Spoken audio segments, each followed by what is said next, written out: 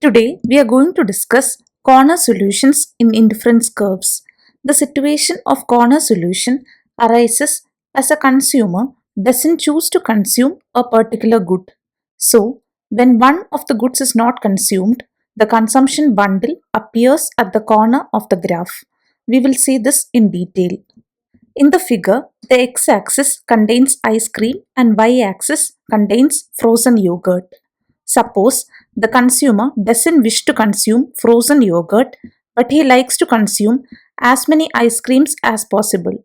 We studied in the earlier lecture that the optimal solution of the consumer is where the slope of the indifference curve, that is, marginal rate of substitution, is equal to the slope of the budget line or the price ratio. And MRS was tangential to the price ratio also for the equilibrium condition to hold. But in the figure, we can see that the optimal solution is at point B and the MRS of ice cream for frozen yogurt is greater than the slope of the budget line. This suggests that if the consumer had more frozen yogurt to give up, he would gladly trade it for additional ice cream. At this point, B, however, our consumer is already consuming all ice cream and no frozen yogurt, and it is impossible to consume negative amounts of frozen yogurt. So, when a corner solution arises, the consumer's MRS does not necessarily equal the price ratio. Here, the consumer would have been happy to move to indifference curves U2 and U3, but his budget doesn't allow him to do so. We can see that the slope of the indifference curves are steeper than the slope of the budget line.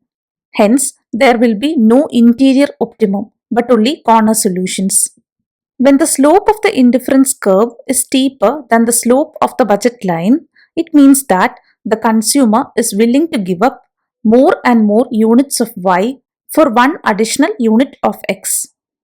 That is, here in the figure, more and more frozen yogurt is given up for additional units of ice cream.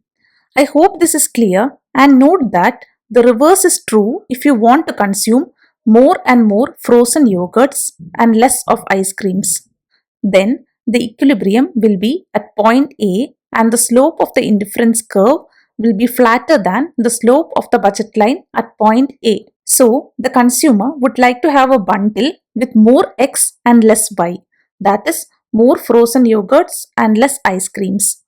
And he will keep on spending his income on Y or frozen yogurt until he exhausts his entire income.